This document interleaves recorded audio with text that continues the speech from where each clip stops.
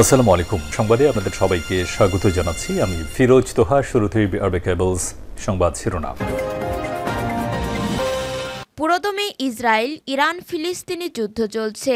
জানিয়ে দিব আমাদের হাতে থাকা সর্বশেষ গুরুত্বপূর্ণ আপডেট যুদ্ধের সংবাদ। শুরুতেই জানিয়ে দিব ইসরায়েলে ইয়েমেনের হাইপারসনিক ক্ষেপণাস্ত্র ও ড্রোন হামলা। ইয়েমেনি সশস্ত্র বাহিনী দখলদার ইসরায়েলের বিরুদ্ধে নতুন একটি অভিযান চালিয়েছে, যে অভিযানে ইসরায়েলের সামরিক লক্ষ্যবস্তুতে ড্রোন, হাইপারসনিক ও ব্যালিস্টিক ক্ষেপণাস্ত্র ব্যবহার করা হয়েছে। এরপর জানিয়ে দিব ফিলিস্তিনি 9 বন্দীকে মুক্তি দিল ইসরায়েল। ইসরায়েলি সামরিক কারাগার থেকে মুক্তি পেয়েছেন গাজার 9 জন ফিলিস্তিনি বন্দী। তার মধ্যে গাজার দেইর এল বাহালের আল আকসা মাটির হাসপাতালে পৌঁছেছে। সোমবার 14 এপ্রিল এই তথ্য জানিয়েছে কাতার ভিত্তিক সংবাদ মাধ্যম আল জাজিরা। এদিকে ভারতে বিতর্কিত ওয়াকফ আইন বাতিলের দাবিকে কেন্দ্র করে মুর্শিদাবাদে থমথমে পরিস্থিতি। ভারতে বিতর্কিত ওয়াকফ আইন বাতিলের দাবিকে কেন্দ্র করে ভারতের পশ্চিমবঙ্গের মুর্শিদাবাদে থমথমে পরিস্থিতি বিরাজ করছে।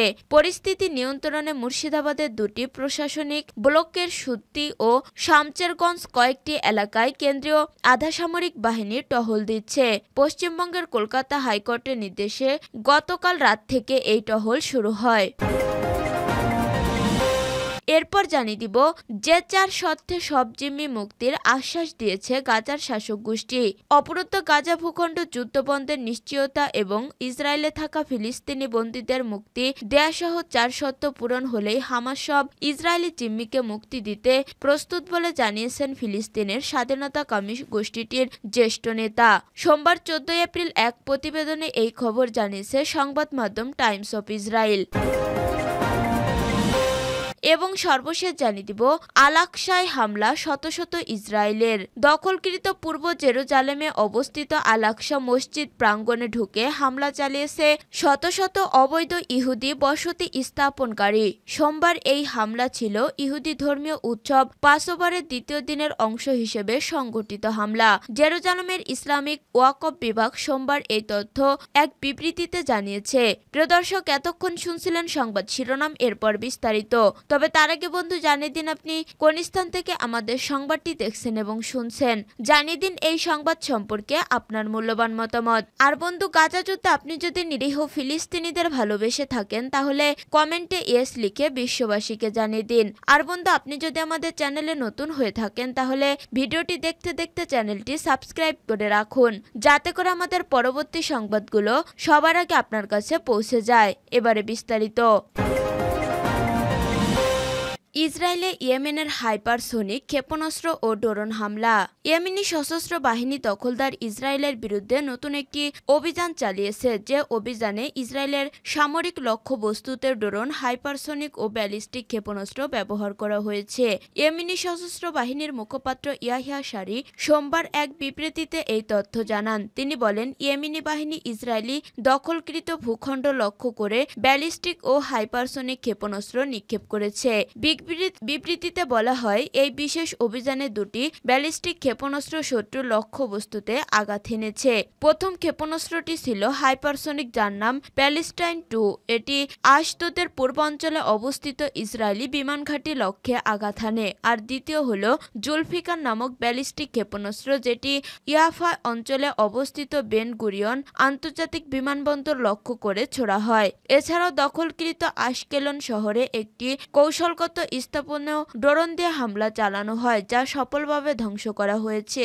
ইয়াহিয়া সারি দাবি করে বলেন, ইয়েমেনি সশস্ত্র বাহিনী উন্নত ক্ষেপণাস্ত্র ও ড্রোন ব্যবহার করে শত্রুর ঘাঁটি ও সামরিক স্থাপনাগুলোতে ব্যাপক ক্ষয়ক্ষতি ঘটিয়েছে। ইসরায়েলি সংবাদ মাধ্যম এই হামলা ও সাইরেন বাজার খবর দিলেও দেশটির কর্তৃপক্ষ এই হামলা নিয়ে আনুষ্ঠানিক কোনো মন্তব্য বা হতাহতের পরিসংখ্যান প্রকাশ করেননি। খবর মেহের নিউজ।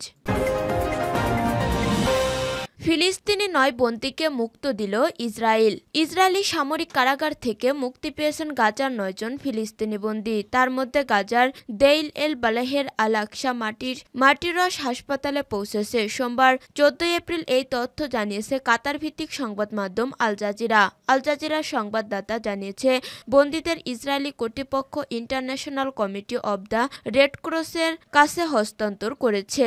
যুদ্ধ শুরু হওয়ার পর থেকে নির্বিচারে গাজা থেকে গ্রেপ্তার করা হয়েছে হাজার হাজার ফিলিস্তিনিকে। অনেকেই কোনো অভিযোগ ছাড়াই আটকে রাখা হয়েছে। ইসরায়েলি কারাগারের নির্যাতনের শিকার হয়েছে অনেক বন্দী। এদিকে গাজার ইসরায়েলের অবিরাম বোমাবর্ষণ অব্যাহত রয়েছে। দক্ষিণে খান ইউনিসের বেশ কয়েকটি এলাকায় কামান ও বিমান হামলা ঘটিয়েছে আইডিএফ। বিশ্ব স্বাস্থ্য সংস্থা বলেছে, ইসরায়েলি বাহিনী গাজা শহরের আল আহালি আরব হাসপাতালে বোমা হামলার পর চিকিৎসা সেবা ব্যাহত হওয়ার কারণে মৃত্যু হয়েছে একটি ফিলিস্তিনি শিশুর। হাসপাতালে এই হামলার পর বিশ্বব্যাপী নিন্দা বাড়ছে। গাজার স্বাস্থ্য মন্ত্রণালয় বলছে, উপত্যকাটিতে ইসরায়েলের হামলায় কমপক্ষে 50,944 ফিলিস্তিনি নিহত এবং আহত হয়েছে। 1,16,156 জন ফিলিস্তিনি। ধ্বংসস্তূপের নিচে নিখোঁজ হাজার হাজার লোককে মৃত ধরে সরকারি মিডিয়া অফিস মৃতের সংখ্যা 61,000 বেশি বলে জানিয়েছে। ভারতে বিতর্কিত ওয়াকফ আইন বাতিলের দাবিকে কেন্দ্র করে মুর্শিদাবাদে থমথমে পরিস্থিতি। ভারতের বিতর্কিত ওয়াকফ আইন বাতিলের দাবিকে কেন্দ্র করে ভারতের পশ্চিমবঙ্গের মুর্শিদাবাদে থমথমে পরিস্থিতি বিরাজ করছে। পরিস্থিতি নিয়ন্ত্রণে মুর্শিদাবাদের দুটি প্রশাসনিক ব্লকের সুতি ও শামসেরগঞ্জ কয়েকটি এলাকায় কেন্দ্রীয় আধাসামরিক বাহিনী টহল দিচ্ছে। পশ্চিমবঙ্গের কলকাতা হাইকোর্টের নির্দেশে গতকাল শনিবার রাত থেকে এই টহল শুরু হয়। শামসেরগঞ্জের ধুলিয়ানের এক শিক্ষক নাম প্রকাশ না করা সত্ত্বে টেলিফোনে প্রথম আলোকে বলেন, পরিস্থিতি বেশ। গতকাল রাত থেকে আজ সকাল পর্যন্ত মুর্শিদাবাদে অন্তত 138 জনকে গ্রেপ্তার করা হয়েছে। এর মধ্যে জঙ্গিপুরে গ্রেপ্তার করা হয়েছে 30 জনকে। বিতর্কিত ওয়াকফ আইন বাতিলের দাবিকে কেন্দ্র করে মুসলমান প্রধান মুর্শিদাবাদ জেলার গত শুক্রবার বিশৃঙ্খলা সৃষ্টি হয়। পরিস্থিতি প্রশাসনের নিয়ন্ত্রণের বাইরে চলে যায় দুপুরের দিকে। পরিস্থিতি রাজ্য সরকারের নিয়ন্ত্রণের বাইরে চলে যাওয়ার পরিপ্রেক্ষিতে পশ্চিমবঙ্গের প্রধান বিরোধী দলীয় বিজেপি নেতা শুভেন্দু অধিকার কলকাতা হাইকোর্টে যান। তিনি কেন্দ্রীয় বাহিনীর মোতায়েনের আর্জি করেন। তার আবেদনের পরিপ্রেক্ষিতে কলকাতা হাইকোর্ট সুতি ও শামসেরগঞ্জের কয়েকটি এলাকায় কেন্দ্রীয় আধাসামরিক বাহিনী মোতায়েনের নির্দেশ দেন।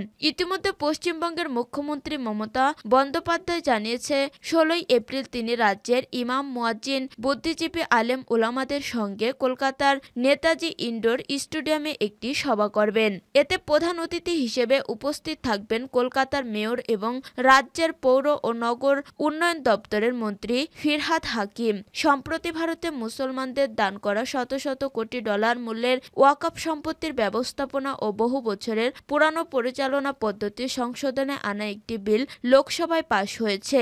দেশটির বিরোধী দল এবং প্রায় সব মুসলিম সংগঠনই বলছে, এই বিলটি আনাই হয়েছে ভারতের সর্ববৃহৎ সংখ্যালঘু সম্প্রদায় অর্থাৎ মুসলমানদের সাংবিধানিক অধিকার খর্ব করতে। যে যার সত্ত্বে সব জিম্মি মুক্তির আশ্বাস দিয়েছে গাজার শাসক গোষ্ঠী। অবরুদ্ধ গাজা ভূখণ্ড যুদ্ধ বন্ধের নিশ্চয়তা এবং ইসরায়েলে থাকা ফিলিস্তিনি বন্দীদের মুক্তি দেওয়া সহ 4 শর্ত পূরণ হলেই হামাস সব ইসরায়েলি জিম্মিকে মুক্তি দিতে প্রস্তুত বলে জানিয়েছেন ফিলিস্তিনের স্বাধীনতাকামী গোষ্ঠীর জ্যেষ্ঠ নেতা।